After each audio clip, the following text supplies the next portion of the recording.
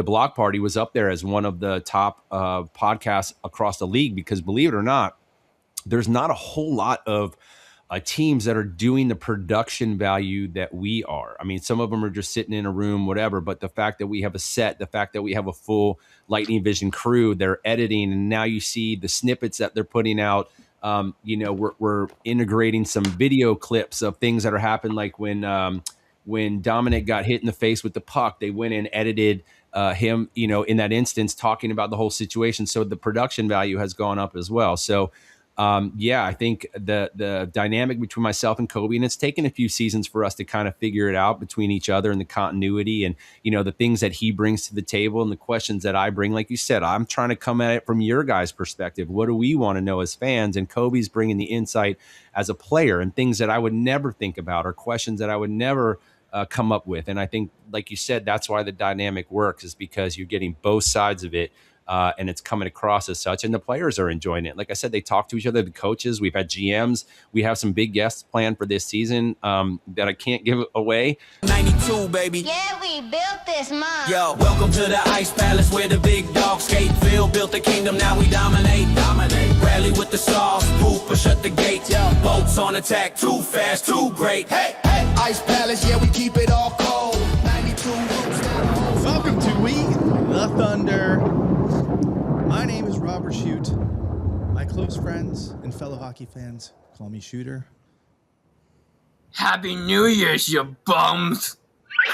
And with me is Mr. Thomas Schooley. Pretty sure I'm the only one that calls him the professor. This is the sound effect for our New Year's Eve show you missed. For you. New Year's Eve. The countdown descends. Bell rings. But who'll kiss me? Did you get your New Year's Eve kiss, Thomas Schooley? No, I was with my nieces and my sister, so that would be a negative. I hope not. Well, my great niece gave me a kiss goodbye. My 3-year-old great niece. What's up, everyone? Hey, Stephanie. Let's get this show started. Happy New Year, everyone. We've got some great guests for you tonight, starting with somebody who is one of the OG guests on this show. Came on when we first started, so we owe a lot to him. I think he came on before when you came on as a guest, Schooley, before you even came on as a guest. So he's been on several times. He knows what he's getting into here. And we got about 20, 25 minutes with him to talk Bolts hockey. You know him as, well, I don't know. What do you call Greg Wolf? Just spilled the beans. Wolfie. Wolfie. A lot of people call him Third Leg Greg. I call him the Wolf of Water Street, baby. Bring him on. Yes, sir. Wolf. I got the wolf right here, boys. There it is. That's awesome. I tell you what, we got to discuss this first. Okay. When is the next Greg Wolf garage sale? Because that's the event of the year that I need to get to. So that's a great question. I'm sure my wife would love to know when that day is going to happen so we can clean out the closet, because it is getting absolutely ridiculous. I think more so the hats. There's so many hats in there. It's getting out of control. I got rid of a lot of my gear when we switched from Reebok to Adidas because can't really rock the Reebok stuff anymore when we were a sponsored team by Adidas. So then when we went from Adidas to Fanatics, that kind of changed the game a little bit, because Fanatics doesn't offer shoe apparel at all. So it's kind of just the apparel company. So that allowed us to kind of rock whatever we want. So haven't gotten rid of a ton of my stuff yet, but there will be a purging at some point, because I do not have any room left in the closet for anything. Literally jackets, sweatshirts, long sleeves. I mean, it's getting out of control. And I literally got rid of a lot of stuff already. So I will let you guys know when that day happens. All right, we're there. You know, it's funny that Shooter brought that up, because I was listening to the Mike O radio show last weekend, and DJ Eakin was on, or just Eakin now, who's now the in-game host for the Tampa Bay Bucks, and he's talking about how he has like one Buccaneer shirt, and just got a second Buccaneer shirt, and the team doesn't give him or anything. And Mike O was like, "You need to talk to Greg Wolf. He's got everything." And he's like, "There's not a jersey, there's not a shirt, there's not a hat that Greg Wolf does not have." He's like, "You need to contact him and find out what he's doing with the Lightning and get that with the Buccaneers." And that's what this Mike O was talking about, all your gear to Eakin there on the radio. 19 years, I've got 19 years under my belt, where Eakin's got 3 or 4. So he's got a few years to catch up. That's for sure. You got to earn it. You got to earn that. Earn the gear, man. So the reason why we got so many smiles on the screen today is, well, one of the reasons is we're in the midst of an 8-game winning streak. I know all 3 of us on the screen were at the game last night. What a freaking game. So I've been keeping track of great moments this season. Okay. And that game was definitely on that list. I mean, 100%. Hagel's goal.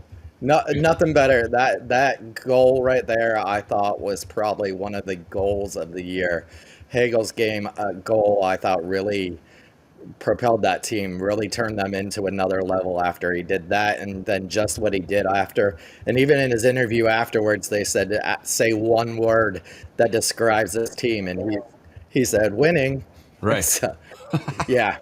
Remember what Hagel said when the season started, and then we didn't have such a great start, and then he said, we're going to look back, at the start of the season, and we're going to laugh about it. And who's laughing now? So, yeah. Well, there was an interesting comment from Cooper actually about Tate Jurgensen, because he had a fantastic game. I'm so glad they gave him at least the 3rd star in that game, because he really earned it in that game. Just not only scoring, but defensively, all around his play has been amazing this season. And he pointed out what a lot of us forgot. Right. He started on IR. Right. So, he might be a big piece of this. And I know everyone's talking about that new 3rd line now. Right. Homer, Gore, the backpack line. Yeah.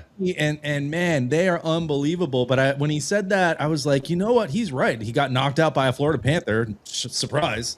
Right. But he was a missing piece at the beginning of the season.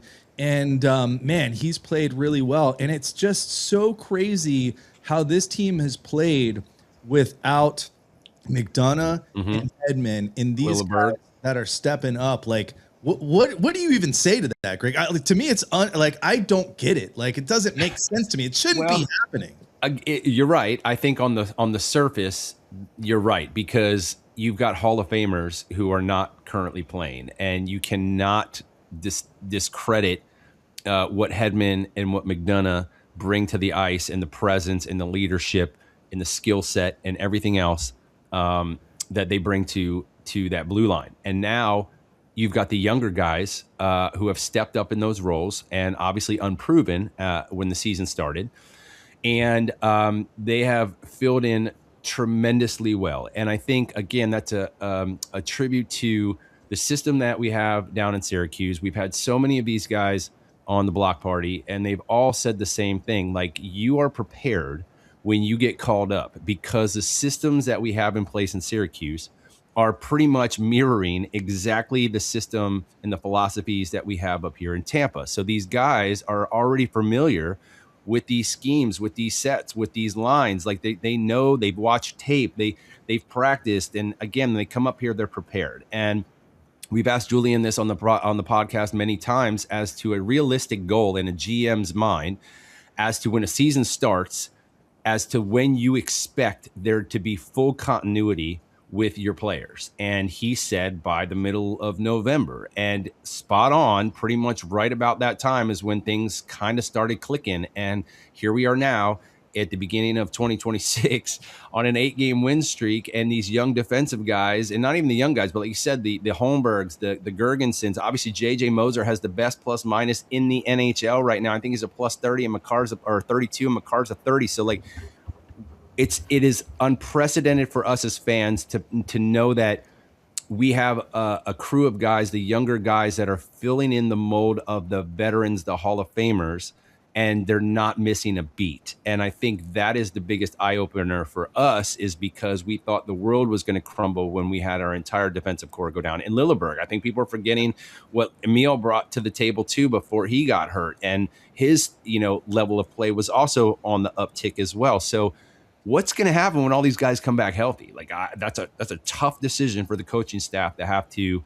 And did we forget about Mitchell Chafee and Connor and Geeky that are down in Syracuse, absolutely destroying it right now? There's no room for them here. So we are a very deep team, and I think you're seeing that now come to fruition. Obviously, we have a long road trip coming up. We've got the Olympic break coming up, and kudos to our team with 13 individuals representing at the Olympics and our coaching staff. I mean, I know Tate's going to talk about that a little bit later, but it's impressive as to what we're seeing right now, to where the season started to where it is now. So let's just, keep these grinders going. Like you said, we beat the best team in the NHL last night in convincing fashion. I mean, we shut them down. You could see the frustration on them because they had no room in the neutral zone. The boys were clicking. The defense was on it. It was a physical game. I would say that was a preview of potentially a Stanley Cup playoff matchup right there. Felt just like to put that out there. If both teams are clicking like this the rest of the season, these are the two you're going to see in the Stanley Cup this year. And Gary Bettman in the building. And Gary Bettman in the building. You had the entire NHL was in the there. building last night because they're all here for meetings. Yep, you had the new owners there. Yeah, I saw them. I saw them out front yesterday before the game. Yep. It was pretty big wigs up there last night. So it was a great show of the two number one teams in the conferences going, and only the fourth loss in regulation for the Colorado Avalanche. Can we talk about that real quick? Can we talk about that? Because everybody, and I've heard it, oh my God, they only have 2 regulation losses. They only have 3 regulation losses. Okay, well, they have 7 overtime losses. Okay, those are still L's. Last time I checked, if you lose in overtime, yes, you get a point. But at the end of the day on the stat sheet, you have an L. So you had 10 to 12 whatever losses on your, yes, it's 3 regulation. Who cares? You couldn't get it done in overtime. So why does everybody push that to the side like it means nothing? I get it. You're a good team and you have a lot more wins than you have losses, but do not discredit those overtime losses as well. And so now I think there's a record for everything. I mean, Duke had a record yesterday for having this many this and this many this and this and this, and it was like 5 different. It felt like you were doing a parlay on the Hard Rock app for Duke last night, and it was crazy. Some of these stats that they come with. Is it easier to do your job, as in hyping when we're winning, than it is when we're losing? I mean, we never hear it in your voice. You're always like happy. Sometimes I want to be like, just shut the fuck up, because we're like down 3 goals, and you're like, let's get going, and I'm like, no. And then, I know. And then I got someone from the blue crew standing next to me waving the flag, and I'm like, just want to kick them off the pole. I know. Because I'm like, no. It's part of the gig, though, man. Like that's what we signed up for. Win, lose, or draw, we have to bring that same energy. Our fans expect it. If our fans are down, sometimes we're the energy that gets them back up. You never know. That energy could drive them on the ice. The guys get fired up. They get a goal, and next thing you know, you're right back in the game. You never say never. We've seen plenty of games where you're up by 3 goals, you blink, and all of a sudden you're like, oh crap, we're only up by 1 goal now, and then things fall apart. I mean, so in hockey more so, I think, than any other sport, things can change on a dime. So, you're in it till the final whistle. I mean, it's part of the job, man. Yeah. Another thing last night that just made it such a cool game was we had the tribute. So Cooper hit his 1,000th game in Anaheim. You got me with the trivia last night. I look at Carly. I'm like, it's Cooch. I'm thinking tonight's the 1,000th game. Had to be. I know the killer one. So for the fans that weren't at the game last night, the Thunder trivia was which Lightning player was in Coop's first game and also played in his 1,000th game, which I think it was almost a trick question because the choices were Kucherov, Killorn, and Pointer. And so at first you're thinking Cooch, right? But then the Cooch trick came was in game 6, I believe. Right. It's the trick was Killorn, even though he wasn't on our bench, he was still in the game. So it was Alex Killorn. They showed a video of Coop on that first game, how young he looked, how the hair he had, and there was no gray hair. and just seeing Killorn sitting in front of him. Yeah, you're like, damn, Alex Killorn's been playing that long. But yeah, he has. He really has.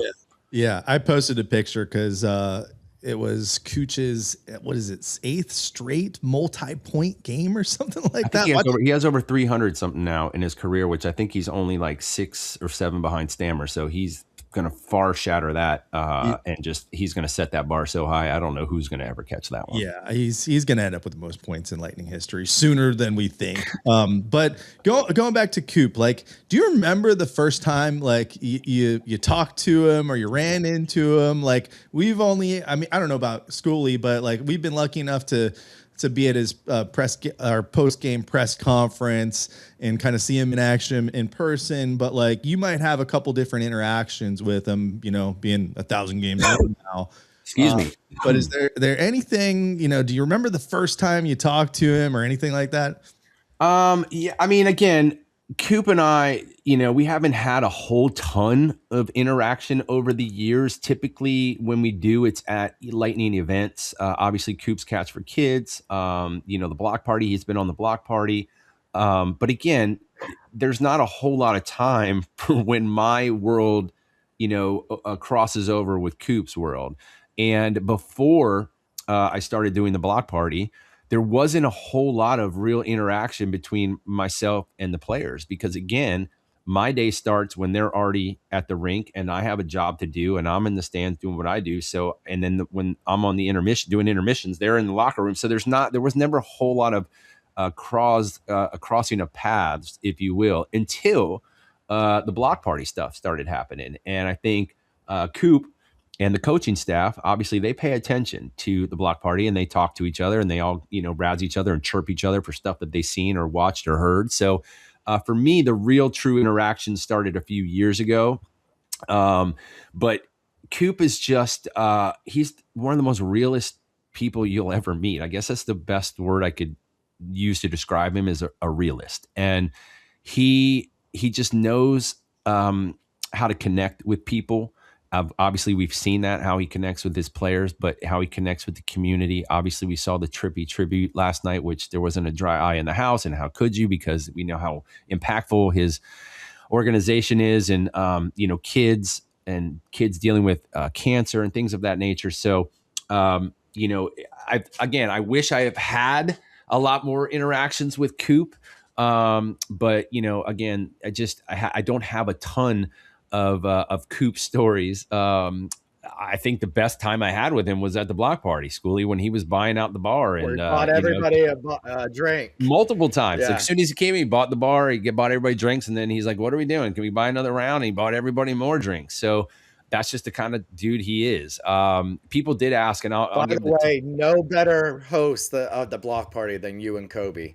I mean, you guys have took it way higher than it ever was under Seth, under who else has done it? Who else did it besides?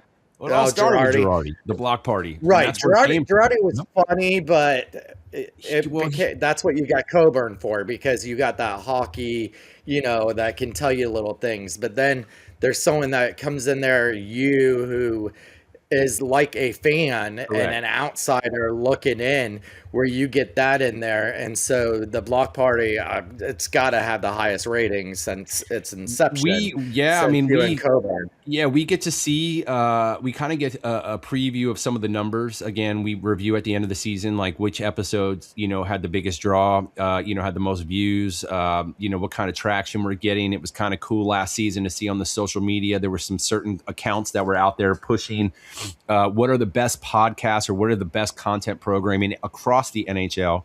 And a lot of our programs, from the Distant Thunder series, the Recharge, but the block party was up there as one of the top podcasts across the league, because believe it or not, there's not a whole lot of teams that are doing the production value that we are. I mean, some of them are just sitting in a room, whatever, but the fact that we have a set, the fact that we have a full Lightning Vision crew, they're editing, and now you see the snippets that they're putting out.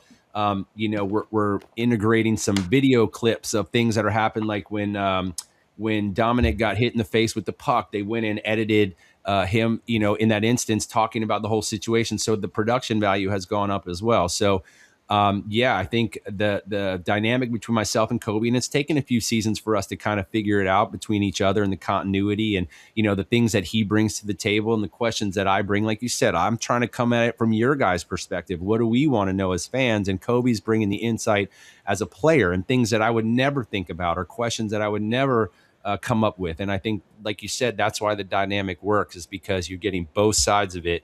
And it's coming across as such, and the players are enjoying it. Like I said, they talk to each other, the coaches. We've had GMs. We have some big guests planned for this season that I can't give away, and I never do. I try not to.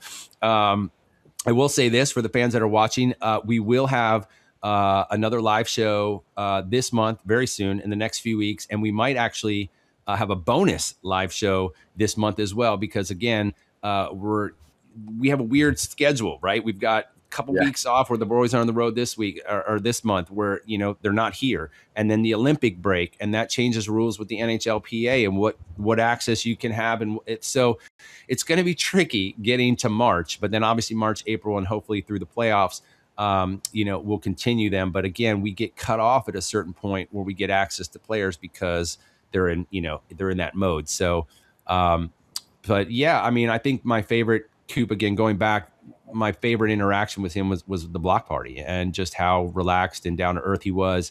That episode took a while for it to come out because there was a segment that Coop was talking about, and it was about, the TNT guys. And if you remember, he was awarded Mr. TNT last year, and it was right around that time. And I don't think Coop, again, he was just relaxed, hanging out, chilling, telling stories. And I think he felt that one of the stories that he had told may have painted some of the guys in a bad, negative light, which I don't think it was like that at all. But I think he was overthinking it, knowing that he was about to get the Mr. TNT award. And I don't think he wanted to put any blemish or anything on that situation. So he asked us to kind of edit that one segment out to not, cause any sort of ruckus or anything. So the guys had to go back and take that one segment out. So it didn't. So other than that, that's why that episode took so long to come out. I know fans were asking, where's the Coop episode? Where's the Coop episode? And they finally reposted it. So, but again, getting to see him in that environment and how he was with our fan base and just how open and candid he was, I think it was a testament to really who he is. In this Declan week, Carlisle episode out today. Yeah. Only 6'7", fun fact you find of that. Yes, the fun fact you find out of that one is only 2 Declans ever in the NHL. Isn't that crazy? You would think there were even Kobe thought he was like, there's got to be 6, and Declan's like, there's got to be 8. Right? No, there's only been 2 Declans to ever play in the NHL, and he is one of only 2. Both are current players in the NHL. Other Declan plays for the Caps. So. Crazy stat, which he didn't even know, which is also fun about the block parties. We kind of get to delve in and get some of these tidbits out, which my favorite story of all time on the block party was the Franz Jean story about crapping his pants during the game. And oh my God, that was the best story ever told on the block party by far. Now, what about this little hockey game we've got coming up here at the beginning of February? From what I understand, we don't have Greg Wolf as the in-house DJ or MC host. Yeah. So does that mean you actually get to watch and enjoy a game? Don't know yet. I will be, for the guys that are and gals that are watching, I will be hosting the Fan Fest, which again is in the south parking lot at Raymond James Stadium, right south there of Bucks Beach, which will be the huge pre-game festivities, if you will. I've hosted multiple stadium series, winter classics, all-star weekends, heritage classic, and the pre-game Fan Fest is just almost as big of a deal because you're going to get a national recording artist that you will get to watch for free.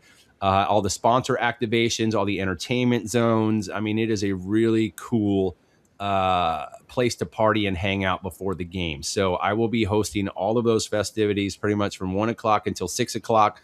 And then the plan, as far as I know, is for Kobe and I to have a block party set somewhere at that stadium because the amount of, content, athletes, celebrities, local celebrities, national media, it's going to be a who's who. And so why not take that opportunity if I'm not hosting the game itself, to do stuff for the block party and get all sorts of content. So that's the plan right now. Again, I haven't talked to the Lightning Vision crew, the Bolts Radio crew just yet, but those were conversations that we're having. So we'll see if that takes place or not. So if it does, then obviously I'll be working and trying to take in as much of the game as I can in between all of that stuff. But that's kind of what's up in the air right now. It's going to be like Radio Row at the Super Bowl there, where you just kind of right. You go right from here and you come to us. 100%. Why not? This is a once in a lifetime opportunity for us. We don't know if we're ever going to get this again. So, we need to take full advantage of it while we can. And for those that went to Nashville, it's that same setup. Greg, you were inside, obviously doing the hosting duties, but outside Nissan Stadium, they had the sandcastle and they had all the sponsors. They were giving away the hot hands, and they did all those photo ops and everything. Yes. That's what it's going to be like at Raymond James there. Correct. And that'll be pretty much, I think, from 1 o'clock till 6 o'clock on February 1st. So I will be out there partying with all you guys, getting you guys fired up. There will be, they have multiple bands. We have one of our Street Lace DJs will be out there. We've got stilt walkers. We've got all sorts of stuff that we've been working with the NHL on to try to enhance that fan experience, which is awesome that they're coming here locally and using us here locally. But I don't want to give too much of it away. And speaking of giving it away, as I know I told you guys before, as you guys know, a couple weeks ago, when the season started, I got a package from NHL and Fanatics, which was a Lightning jersey, which I gave away on my socials and customized it for our gentleman who's actually up in the Carolinas, which was awesome, so that the Distant Thunder continues. So he won it. So the crew at NHL and the Fanatics have sent your boy another jersey. Thank you to NHL and Fanatics, which obviously I don't need to open it. You guys know what's in it. So obviously, since I already have one that the Tampa Bay Lightning gave me, so I will be giving away this one as well on my socials. I will probably start that giveaway sometime at the end of this week into next week and give it away well before the Stadium Series so that you guys can represent. So this will be not on Facebook. Not on Facebook, because Stephanie's got the question for you below. So try to win the jersey, but don't go on Greg's Facebook account. Yeah, unbelievable. You guys have no idea. If anybody that's watching this knows anybody that works at Meta or Facebook, I will just be very brief with what's happened. And I think it's getting to the point of fraud. I've reached out to Better Call Banking on WFLA because technically if I'm paying for a service, I'm a Meta verified service subscriber and my two accounts are linked and I'm paying for that and you're denying me the access to my Facebook account, that means it's fraud. I'm paying for a service, you're denying me. So long story short, my mom told me that my date of birth was incorrect on Facebook. And I was like, what are you talking about? She says, it's saying on New Year's Day, it's your birthday. I'm like, that's not right. So I go into my account. Sure enough, it has my date of birth as 1/1/2000. Why it said that, I have no idea. So what do? I go to change it. It says, oh, we need a copy of your ID to know that this is actually your birthday. No problem.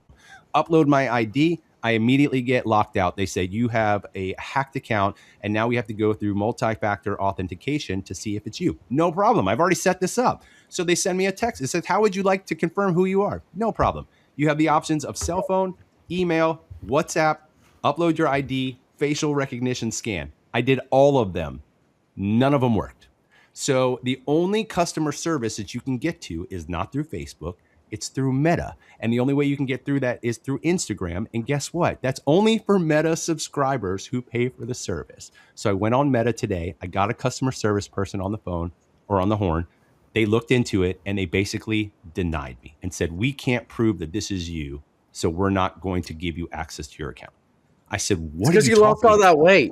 Your facial recognition didn't go. This is why I won't lose any more weight. And they think you're 20. It might be. I didn't even think about that, Schooley. But here's the message that they sent to me, and I'll read it to you. Thank you for your patience in waiting. As per looking into your request, we are unable to establish account ownership because there is no connection between your account and the account in question. We therefore are unable to grant you access to this account. How is that possible, Meta, when I'm on Instagram and they are connected to my Facebook page? You're telling me that there's no connection? You're lying. I have proof. I am Meta. Anyway, so if anybody knows anybody at Meta, I've actually had to use the Lightning social team because they do have a contact, but they said it could take weeks. But I did have the Lightning on my behalf send it to Meta because I think if it's coming from an organization like the NHL, maybe that'll help move things. So yes, this giveaway will not be happening on Facebook. It'll be Twitter and Instagram because that's all I have access to right now. So Greg dumb. Wolf doesn't have time for this BS. I do not. Meta. All right. I want to get you out of here soon, but first, let's have a little fun. You are always playing games with us Lightning fans at the arena, right? By the way, one of the worst guests you've ever had on was one of my best friends. A guy named Ty. I don't know if you remember this. I think this was last year, actually. Okay. He must have been drunk. It was last year. I couldn't hear because I'm still on the patio watching the second period. And I see him on the screen, but I guess like he couldn't hear the question or something. And I'm like, wait, how do you not hear the question? Yeah, it's pretty loud, bro. What was the contest? Was it a trivia? It was just a trivia. And like he couldn't answer the question. Like it was the weirdest thing. And I was like, how do you screw up answering a trivia question? It happens, bro. It was horrible. It was horrible. He's a grown man. Hopefully he's watching. He'll right. I don't remember. It wasn't you, Greg. Okay. Trust me. All right. I don't remember it. This is the same guy that was co-hosting one time and threw his laptop because he got mad at us. Okay. All good. No worries. All right. All right. Here we go. I've seen this game before on the interwebs, and basically what I give you is a small slice of an NHL logo. Greg, you see them all. You see them all every season. Yep. Thomas Schooley, you know all these teams. These are the main logos for the team. So I'm going to give you a sample first. Oh, boy. You guys should be able to get this one. All right. We know what team that is, right? Lightning. That's the Lightning. Thank you. All right. You got to get that one. I mean, this might be tough. I don't know how this is going to go, like most shooter games are. All right. So I'm going to, since we don't have a Family Feud style buzzer. Okay. I'm going to let Greg go first, and then Schooley, you can steal, and then you'll get the next question. So Greg, you're going to get this one. That is the Golden Knights. Yeah. Bingo, bango, bongo. Wait, I have sound effects for stuff like this. There we go. All right. So 1 point for you. We're playing Sparkle all of a sudden with Calta. Fair enough. Same one. All right. Schooley, your turn here. All right, Schooley. I had to go back. Black. Look at this. Wow. Listen. I'm just going down the line here. Greg will have a chance to steal if you can't get it, but that is a piece of a logo for an NHL. Minnesota Wild. Greg Wolf for the steal. This one's tough, man. It's either kind of looks like it could be Calgary, but I'm gonna say.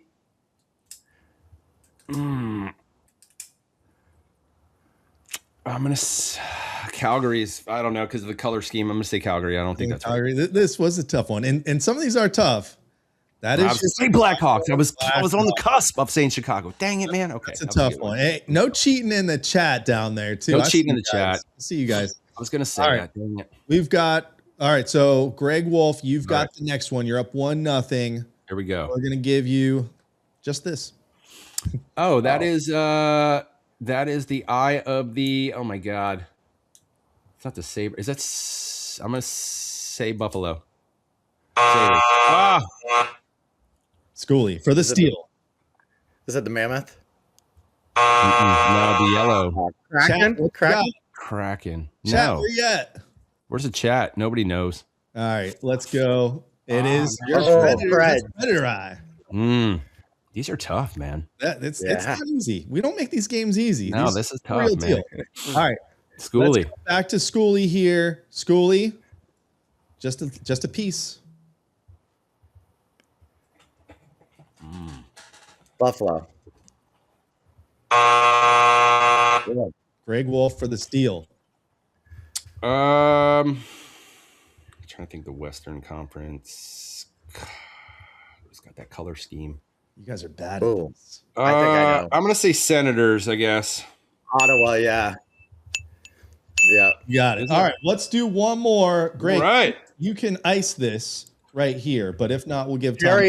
It's 2-0. It's 2-0. This is worth 3 points. True. We'll see if you can get the clean sweep here then. Okay. One more. Did Schooley get this one though?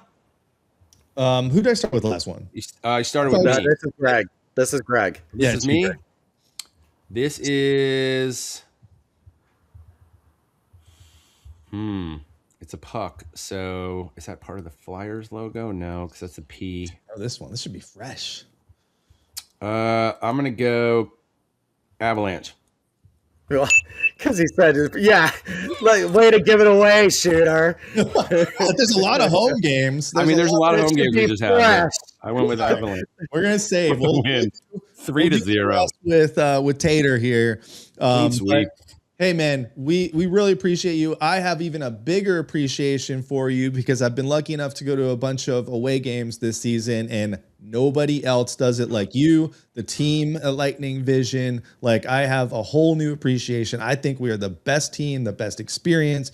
You are a big part of that, man. We really appreciate you jumping on here, and I'm sure we'll see you around. Maybe at a outdoor hockey game sometime soon, or a live show for the block party because it's coming up soon. We'll see you at the block. And real quick, yeah, the crew is going to be back together again on the 20th because Sonia will be back on the 20th to sing the national anthem. Yep. So the whole crew will be back together on the 20th. So make sure you. That's for sure. We definitely miss her, and can't wait to have her back. That's for sure.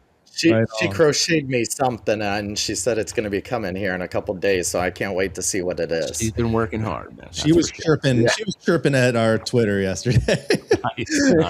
All right, man. Well, hey, boys, you get a little bit of a rest here because we got a 5-game road trip. I need a rest. That's for sure. Like I said, I was getting a time up. Yeah, I'm going to take the next few days and just kind of get a little R&R and then be back at it. On good because we're going to get you some Applebee's. Yeah, let's go. Long, deep playoff run, brother. Let's go, boys. I feel it this season. We're coming back for that cup. So thanks again, man. We appreciate you. We will see you soon. Thank you, boys. Have a good one. All right. Thank you, too, Greg. That is Greg Wolf, and we're going to shuffle in the next guest from Sticks of Fire.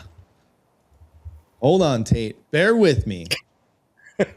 It's his first day. I don't know if you know this, but Thomas Schooley just shows up, and I produce, host, make games. I do it all. I'm basically the Greg Wolf of this show. Tell me what symbol this is from.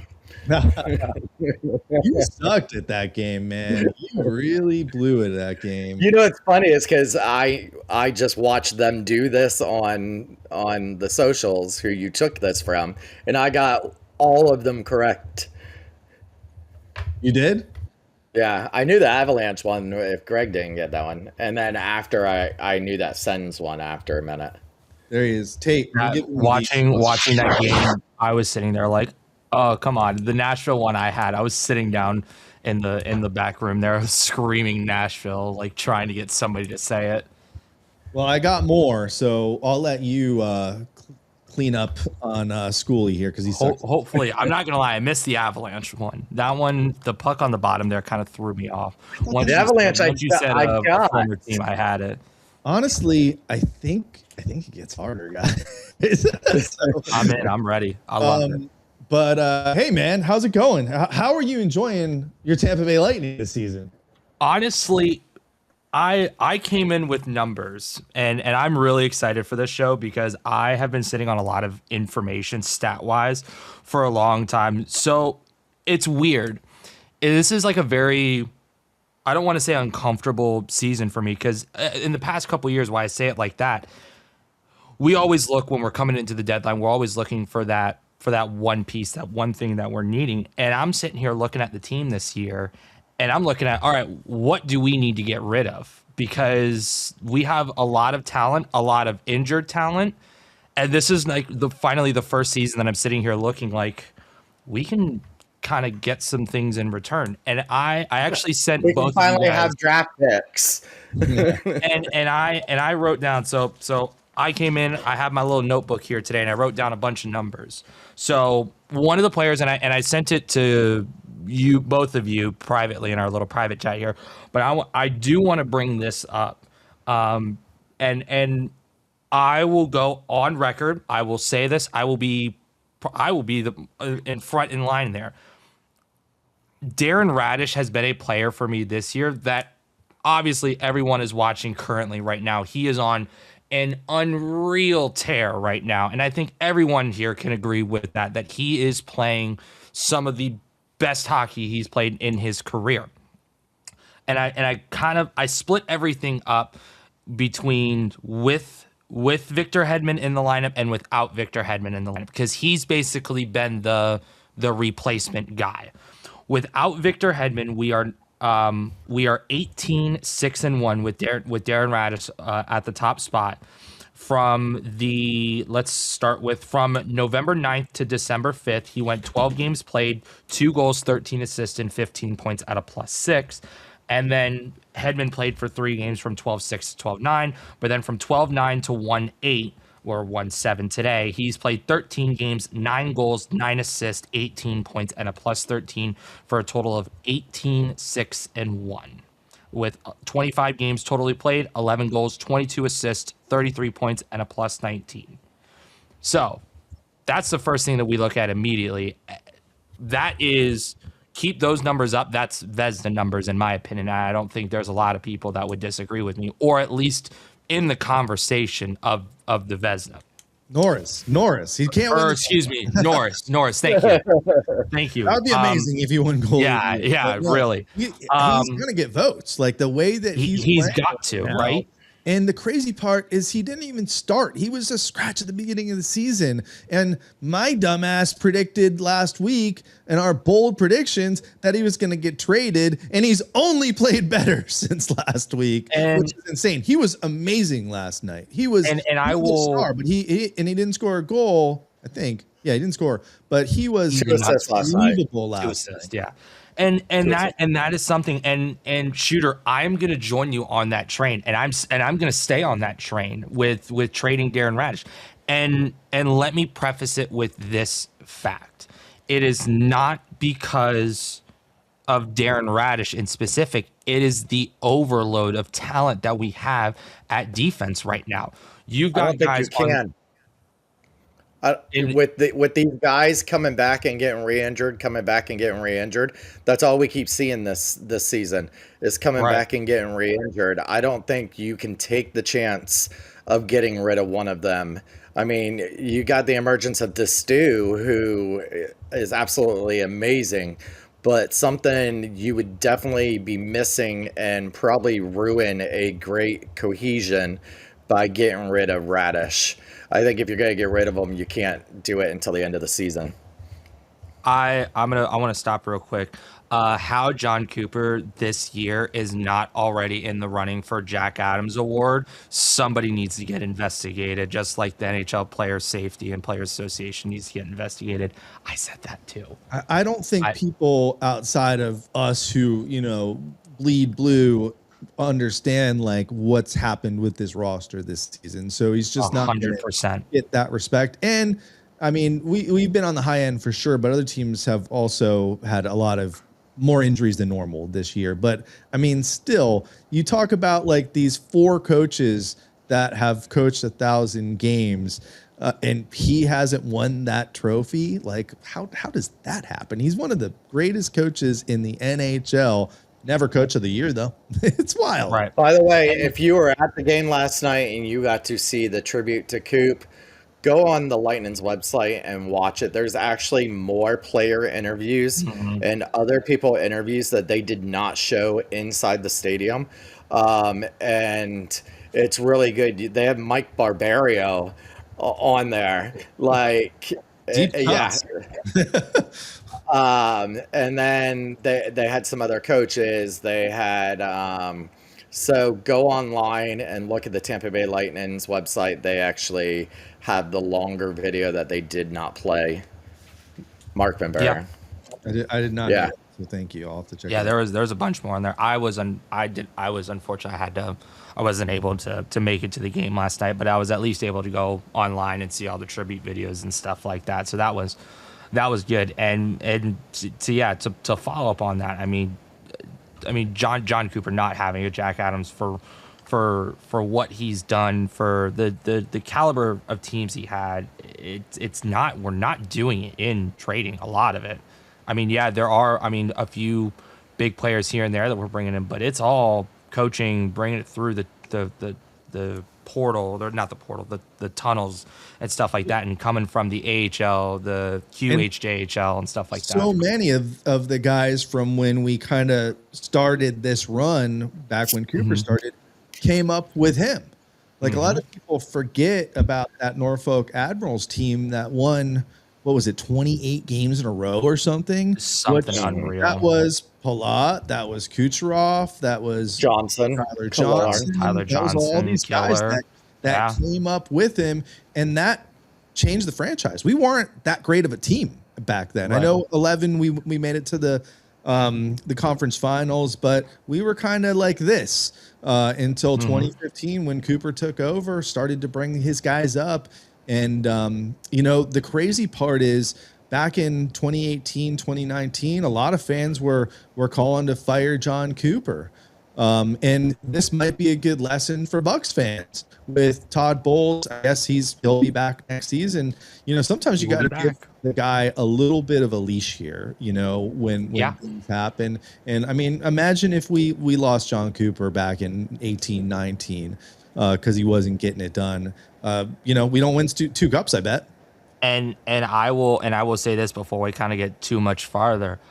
I talked about it on our show on the Black Bandana that at some point Jon Cooper's got to be on a hot seat for how slow this team started this year. I'll go on record and say I am dead wrong, and I will raise my hand. I will raise my hand high, and I will say I was one of those people. I was not necessarily calling for Cooper's head, but definitely the question marks started to come up in my head of, we've got all of this talent. You keep moving things around. What are we doing? What's going on? And now we're having a generational run, 8 games straight. We've got 12 Olympians. Darren Radish is playing out of his mind. We've got this guy, I don't know if anybody's heard his name, is Destu. He's playing at a rookie level right now. He's playing numbers that we're going to be able to use. And we're doing it without Hedman, without McDonough, without Chernak for a temporary amount of time, without Lilleberg still. He's looking like not back until February now. Like, we're doing it without all of these players. And, oh, yeah, like you guys talked with Greg earlier, there's guys called Mitchell Chafee, Connor Geeky, Sam O'Reilly. I don't know if you guys just saw the huge Sam O'Reilly trade that he's doing down in the junior level. I mean, now we started, everyone was like, oh no, the Lightning our time is coming to an end. We're starting to close our time that we're going to be in there. I think we're going to start reloading here and get ready to ramp back up again. I feel like we're just opening another window now with all of these guys. And I'm looking at all these numbers and all these contracts, and I'm like, okay, so this is what we got. This is a huge core of players. Now, what do we need? And I saw a question about it, and I'll kind of let me pull it up. I'll kind of lead into it here, and Steven put it in here. Is would you take Blake Coleman over Oliver Bjorkstrand now that trade talks are heating up within a few teams looking to offload?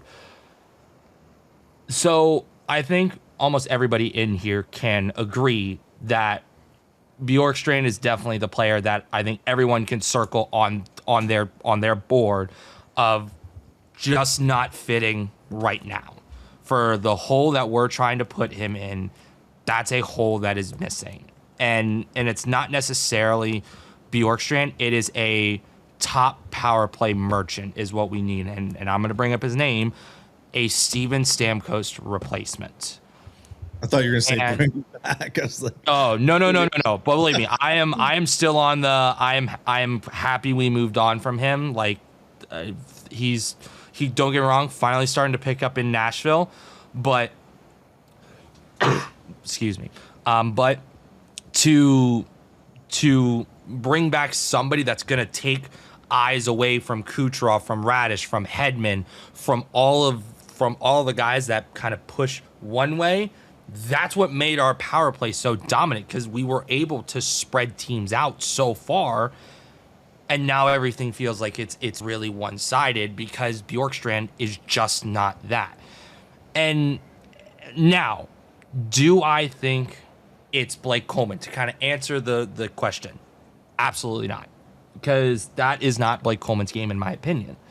Now we're looking at guys that, what are we going to do? I'm going to bring up a name. I'm not going to say it is this name, but a player such as this, and it's going to be Vladimir Tarasenko, a guy that we can put in the middle six to bottom six top power play guy that we can put over there. That's something that we're looking for, because the holes are starting to get filled very quickly, and the surgence of this line of Cirelli, Hagel, Kucherov has been phenomenal ever since that line got put together, and mixing then in Point, Gensel, and Gonsalves. That's your top six there. I think, again, everyone can agree. Gergensen, Pontus Holmberg, and Yanni Gord. That's your third line. That rivals the third line of old. Yep. And your fourth line then just turns into, let's just fill in holes here. So anything though, that's the line that they really try to shore up, because I don't know how much Tarasenko is making, but the problem with the trade deadline that we're going to run into is we still just don't have the room unless we move a contract. You know, you talk about Radish and having that high value right now, but Radish ain't making that much money. So you're going to have to 100% somebody with him. That's why I think if we do see anything, fourth line, maybe a center that is really good at faceoffs. Last night, the faceoff start was atrocious. I think we lost the first 12 in a row. Yeah. But maybe someone like that. But I really think it's going to be a fourth line type of player, which to win a Stanley Cup, you got to have all four lines firing on all cylinders. Look at Florida last year. Schooley, you're quiet. And yeah, I was about to say, Schooley, got to have something for me. York stand is 5. Are you just did we lose? Hello? There you go. We got you. Can you hear me? Back. Yeah. Hello? Can you hear us? York stand $5.4 million, but he's got a modified. Yeah. He's got a modified no trade clause. Who does? Bjorkstrand, $5.4 million. You read way too much into these no trade clauses. Here's the thing. If your boss tells you, hey, I don't want you to work here anymore, are you going to stay there? Because that's essentially what they're saying is we want to trade you. It's an awkward situation. You got to remember, that's where the icy came in with Stamkos and JBB, was when they asked him to waive his and he said no.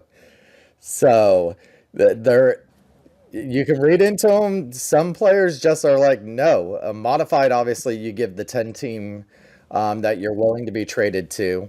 And if you can't get that worked out, $5.4 million for another team to take on, you're going to have to take that also back. I like where your head's at with him being a trade option. But, I mean, you can't compare Stamkos, a guy who's spent his entire career here, number one pick, all-time franchise points leader. By the way, the Cram did say over here, Glenn Hall passed away.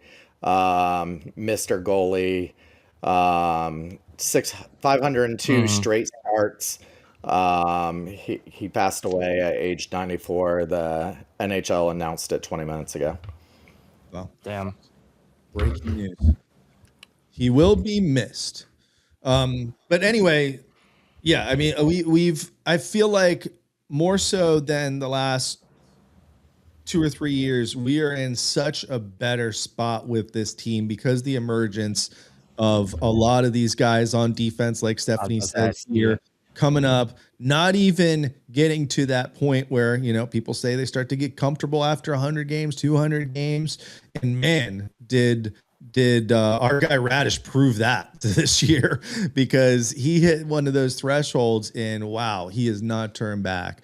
And we'll see what happens with him. It would be a tough pill to swallow with him being so good, for them to actually trade him. But I think, Tate, you see where I'm coming from with that. It's like, if you're going to trade him, now's the time. And are you going to, they got to re-sign him. He's an unrestricted free agent at the end. That's why I said last week, like, listen, the trade might not come in the season at the trade deadline. the trade might be the day before free agency hits for his rights, and we might pick up a draft pick or something, but we'll see. I wouldn't be shocked if we get another extension for a defenseman, because he is the last one on the list right now. Yeah, and definitely here's my thing that I want to bring up. So right now, under contract, even through, we'll just stop at 2028, 2029. You've got Victor Hedman, Ryan McDonough, Eric Chernak, JJ Moser, all under contract, including that's 2027, 2028. That's all you have immediately. Your top two lines, quote unquote, we'll just say it for now, your top two lines filled up 4 players. So then you're looking for what are the next holes you need to fill. And I'm looking at what we can get out of these players. I'm not necessarily, believe me, I would love to keep Radish. I think everyone and their mothers would love to keep Radish. I'm just looking at the rest of what we have age-wise and everything else. You can send Radish off because Radish is 29 years old, starting to get crazy enough, starting to get up there compared to some of these other defensemen that we have. Is he a guy now that we can trade away, get a lot more out of? And then you're looking at guys like Maxwell Crozier, Charlie Destu, Declan Carlisle, Maxwell or Groshev, and Santini, and all of these guys that can play bottom defense line minutes. And we're not going to pay what we're going to pay guys like Radish, because if Radish keeps up what he's doing for the rest of this year, he's going to go make money somewhere else in the league. There's no way we're going to be able to pay his contract, because right now, and what a lot of people are saying within the media, within the NHL, is he's looking right now at a $5 million contract if he keeps playing these numbers this year, which I think is psychotic. So no, some team's going to offer him 6 probably. I mean, and we don't, as much as the cap is going up, we've got 4 guys that we've got our guys. We've got what we're going to have. And when you're looking then at 2028, 2029, when Radish would be then making that next step to our top line, he's 34, 35 years old. We've only got a couple more years. Well, look at Hedman and McDonough right now. Let's be real. Hedman's not at the top of his game anymore. At some point, the game's got to do this. And do we really want to wait that long for Radish when he can go get paid right now and can go play top line, top power play, top everything minutes for another team and make 10 times more than what we're going to pay him? Yeah. Well, let me ask you guys this. In hindsight, it's always 2020, but was it a mistake to extend Hedman for so long when we did? And absolutely, was it a mistake to just extend McDonough just a month ago or 2 months ago? I like the McDonough deal. I don't like the Hedman, and I didn't like the Chernak deal. There's a lot. That's a lot. So, and I'm actually gonna go one step farther. I'm going to bring up all 4 contracts right now, and I'm going to rate them from best contract that's been signed on defense to worst contract.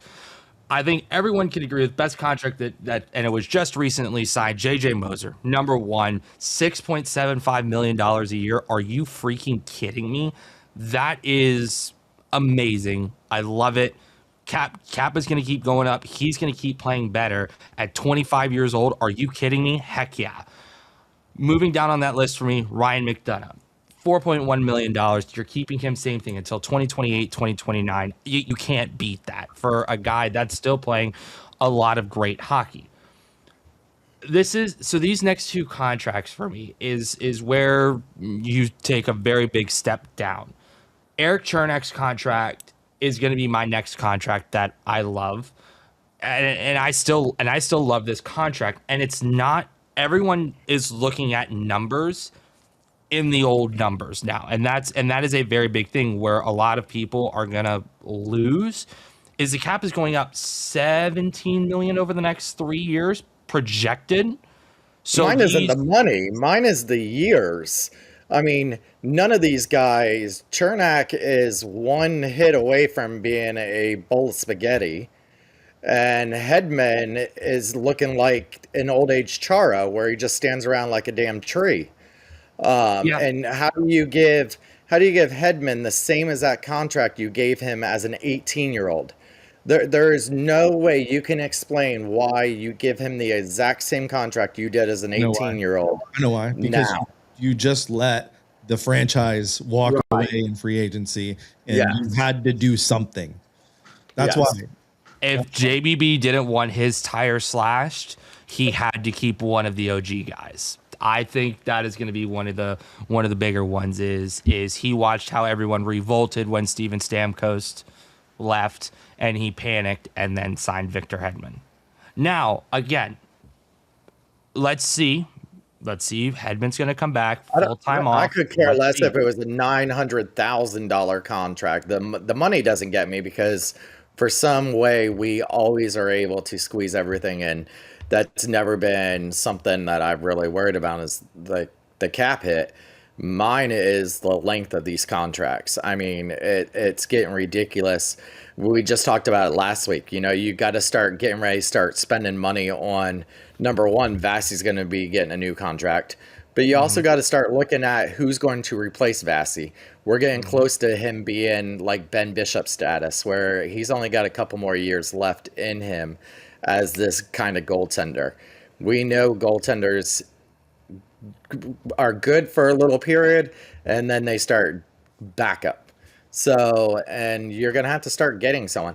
And real quick, you know, Greg brought up about Syracuse playing the same system. We got to give credit to Joel Bichard, who's the coach and GM up there in Syracuse, who is definitely buying into this system that Coop has put in and teaching it up there. You see them doing good over in Syracuse, where we can just pluck these guys and put them right back into the system.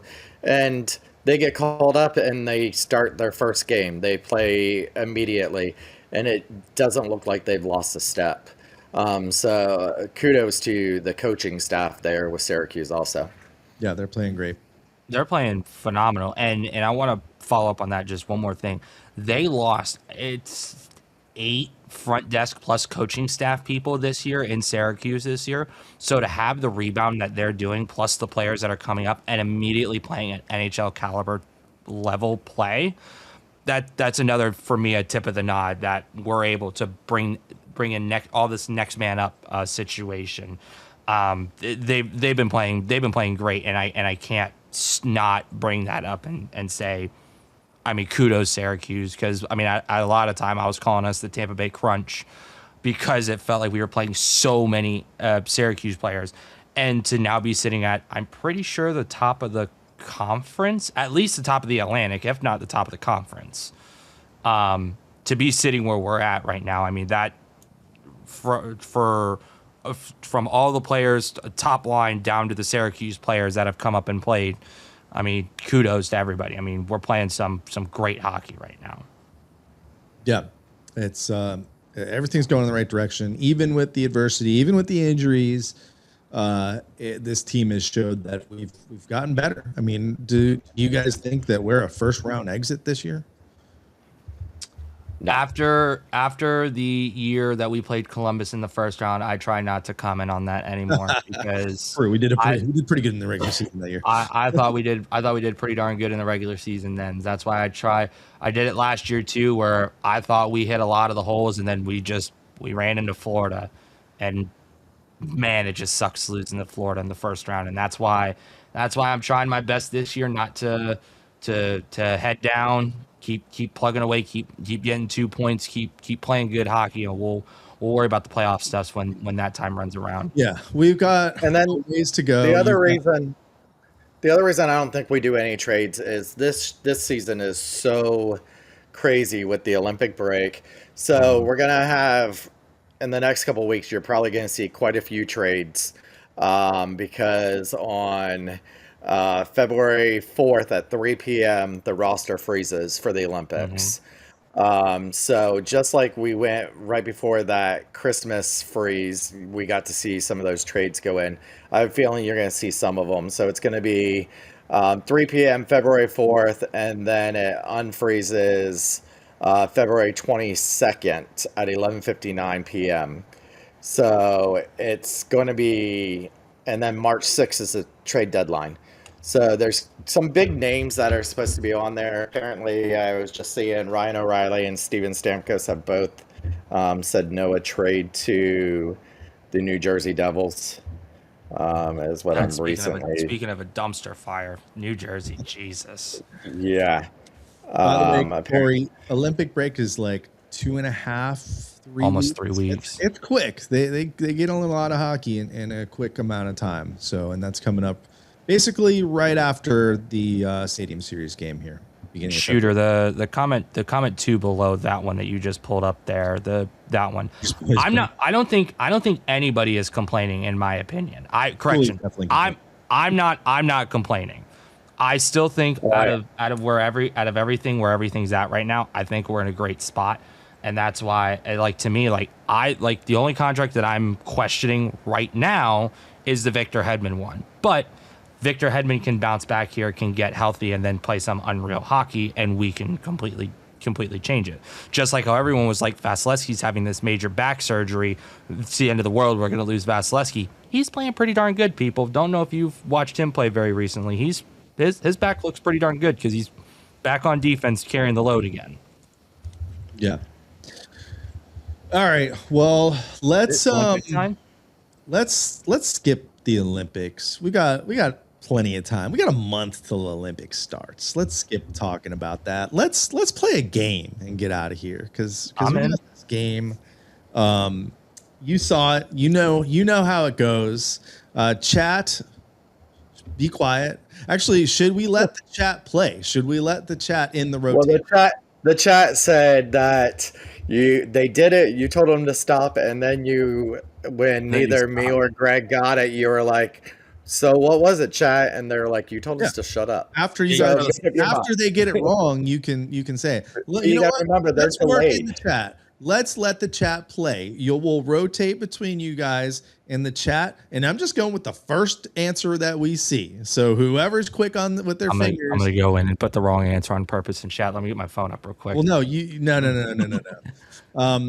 I knew this game was gonna kind of be hard, so let's switch over. That's not what we wanted to do. Let's switch over to this and get started here. We've got 1, 2, 3, 4, 5, 6, 7, 8, 9, 10, 11, 12 more. I didn't realize we had so many. Heck yeah. I don't think we go back and forth. I think whoever knows it first, just shout it out. All right, chat included. Let's start with this one. These are hard. I'm telling you, I think it gets harder. Man, nobody. And these are original logos. Like these are current logos, not retro logos. Next time, I guess I got to give you guys a bigger slice here. This one's truly cheating on his phone, looking at. Is it Vancouver? Someone just put Canucks in that thing. Vancouver Canucks is. Oh, all right. Well, I'm out. Schooley, take a guess.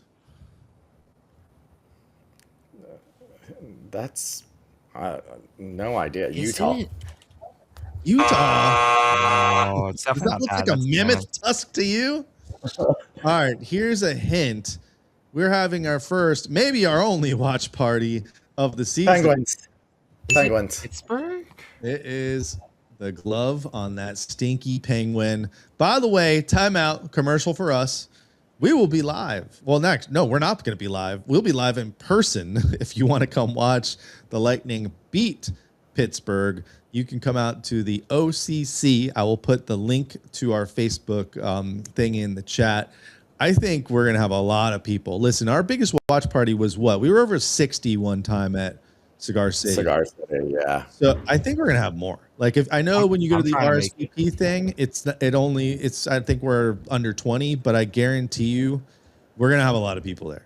Well, I know some of those people are +1 and their kids. And so that's next Tuesday at OCC, which is kind of like Clearwater, Largo. I'm telling you, I posted some pictures on We the Thunder. Pinellas Park, Largo, Clearwater. Technically, it's Clearwater address, but easy to get to.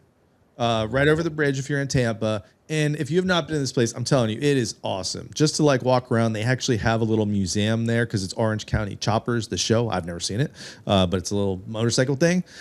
This place, I had to tell him what it was. yeah, this place also. I recognized the guy when I saw him in the picture, the guy with the gray mustache. I recognize that guy. But anyway, join us to see Pittsburgh, and I'll put that in the chat once I pull up the next one here. I just realized that is like beloved. That was a crazy one to try to figure out. And I'm not making these easy, bro. And by the way, I will have my buzzer, and we will have during intermission head-to-head NCAA tournament bracket style with the buzzer trivia, and we will have we'll have a gift package for people that win. I have to word this carefully. Somebody will have the opportunity, the person that wins, to buy Lightning tickets from us at a discounted price, a very discounted price. I've got some other stuff. One of the things I'm going to throw in there is actually the t-shirt that they gave away last night, the goal getter. I had an extra one of those, so I'll have that in there. I'm going to throw in one of these. So if you missed one of these last season, this is the Amalie Arena coaster, still in the wrapper. And we've got some other stuff too. That's going to be for the winner. And then the final 4 people, Thomas, flex that shirt. The final 4 is going to get a Freeze the Bay shirt. So definitely join us next Tuesday if you can to watch some hockey. I think it's going to be a lot of fun. All right. Commercial time over. Next up, we've got, I'm telling you, these get harder. This one's easy though. This one's easy. First to say it. Ducks. Not the Ducks. Oh. It's Dallas. You got it, man. There you go. That is the Dallas Star right in the middle. I was like, wait, I wanted to say Anaheim so fast too, but I'm like, no, it's not. It's the other D team. Yeah. You guys are going to kill me for this one. This might Jesus. This is the Columbus Blue Jackets. Wow. How did you get that? So my family's from Columbus, so I knew the Ohio flag. There you go. That's the circle on the flag there. Do they call that something? I thought. I have no idea. My family's from there. I'm not from there. There you go. Nice one, man. What we got another one here. This one's interesting. I know it's kind of tough to see. 4 orange stripes. Chat, you're in this. Let me catch up on my chat here. Stephanie, nice one. I don't know if you said that before. Is that the Islanders? I think Steve got it before you. That one's going to the chat. All right. I love how my chat covers Thomas right now. Sorry, Thomas. That is indeed. Where is that at? Is that the hockey stick? That's right the hockey stick. Yeah. Represents tape. It's not. I was thinking of orange. I'm like, it can't be Edmonton because it's too dark of an orange. I'm like, the only other one it could be is the Islanders. Yeah, another one that's got a puck in the logo there. All right, let's keep it moving here. We've got the next one, and there it is. Minnesota. Second Minnesota. answer, you got it. I said Nashville. It's Minnesota. The Minnesota Wild. I was getting there. I knew exactly what I wanted to say. Yeah, you seem that goes back to their Northern Stars roots. Yep. All right, nice job. We got a couple more here. This is an easy one. Easy. What? Easy. Come on. Yeah, it needs it. Come on, Mishy. You're getting. I see you there. You're getting most of them right. Get on this one.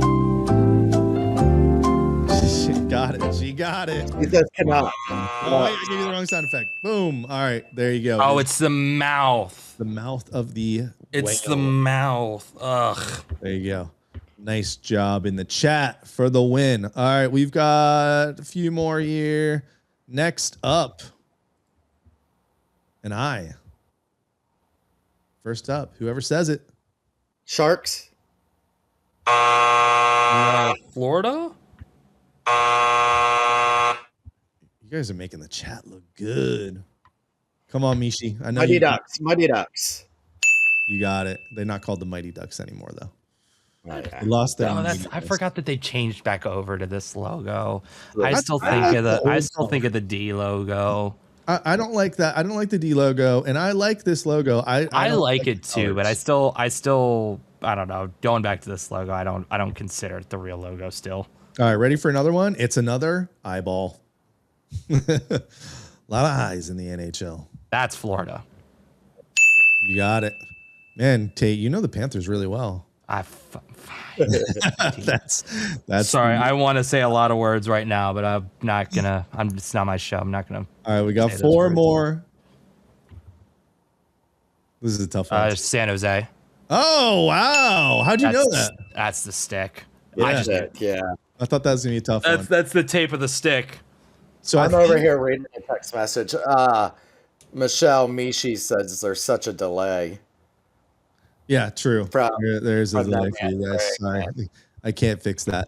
All right, I actually only have 2 more left, and these by far I think are the 2 toughest because I believe I put the 2 toughest at the end here. Let's see if you guys can get them. What? I should stop playing that. We're gonna get flagged. Trebek's gonna get us from the grave. This is a tough one. I should have gave you more, but I think if I gave you anything else on this logo, you would have get it right away. Schooley's living through all the logos right now. Is it LA?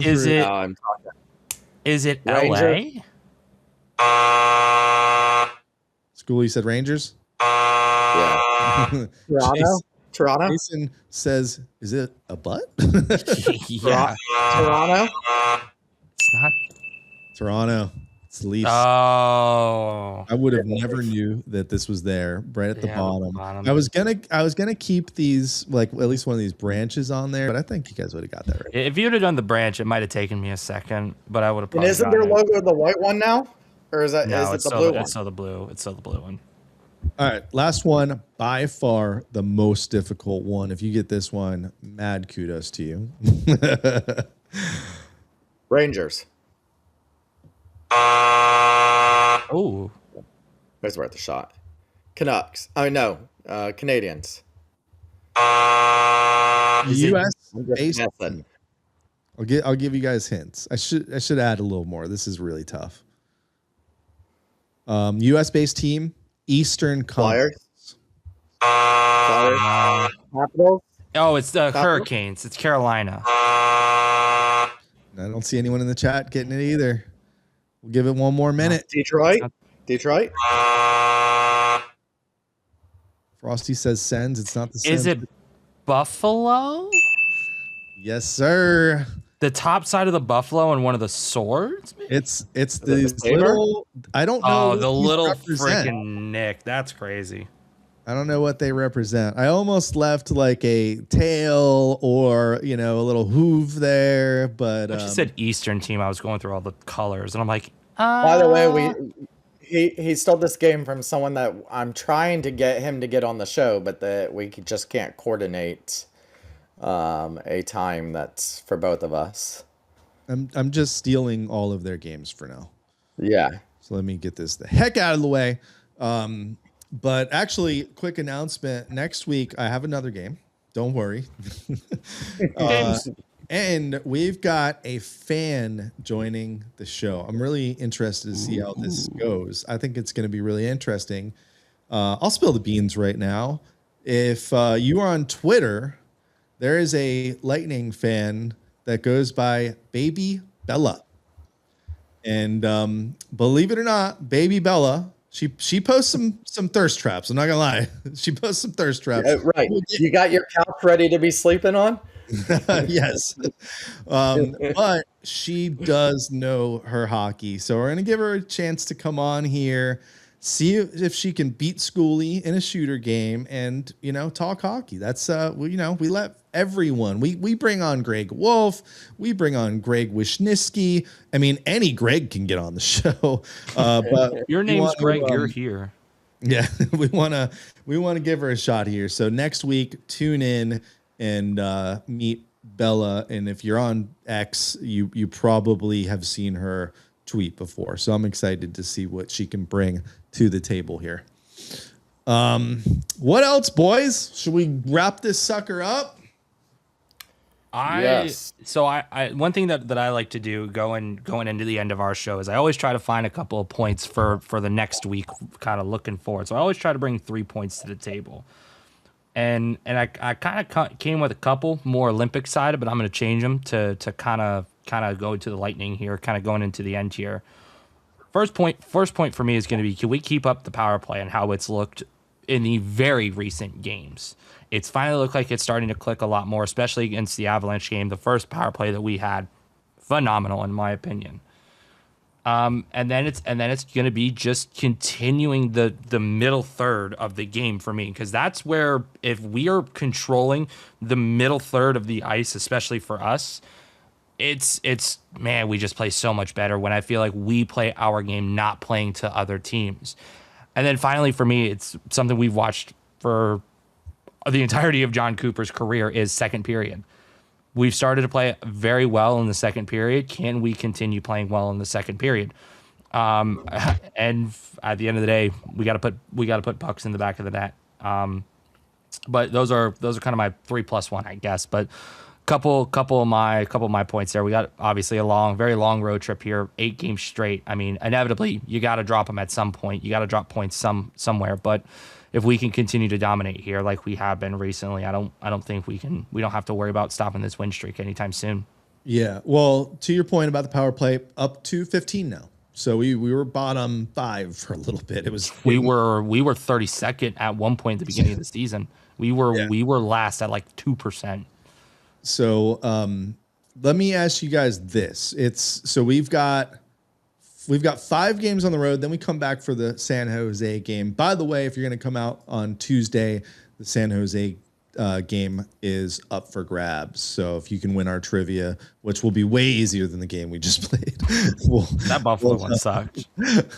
You'll get tickets to, or you'll be able to purchase tickets from us for the Sharks game on the 20th of January here. So 5 games on the road.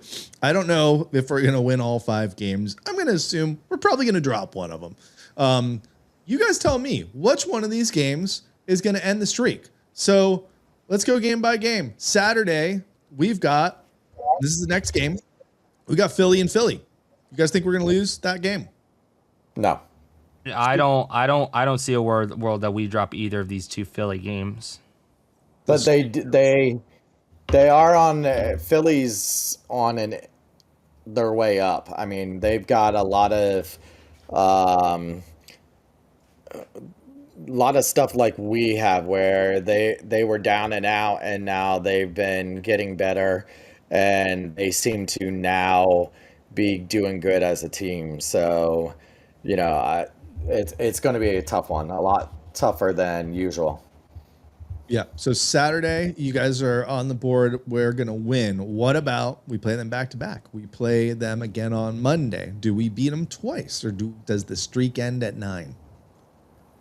I think our streak ends potentially here, and I will put this. Schooley kind of started talking on the fact they're on the up and up. I feel like they could sneak one out on us, because I think in this game we are gonna play JoJo, and I think we drop it here, because I think we're gonna want Vasi against Pittsburgh the next day on Tuesday. I think if Vasi does good on Saturday, he plays both Philly games, and then JoJo against starts Tuesday. Pittsburgh. Yeah. That's cool. You think they beat Philly in both those back? Yeah, I don't think we lose a game until St. Louis. I think St. Louis might be the one that we lose. So you've got us getting to where we're at 8, 9, 10, 11 game streak. Then we go to St. Louis next Friday night, and that is snapped in St. Louis. Yeah, St. Louis or Dallas, I think, beats us. I will go with Schooley's thinking. If Vasi plays both games against Philly, we drop it against Pittsburgh. And somebody said it in the chat earlier.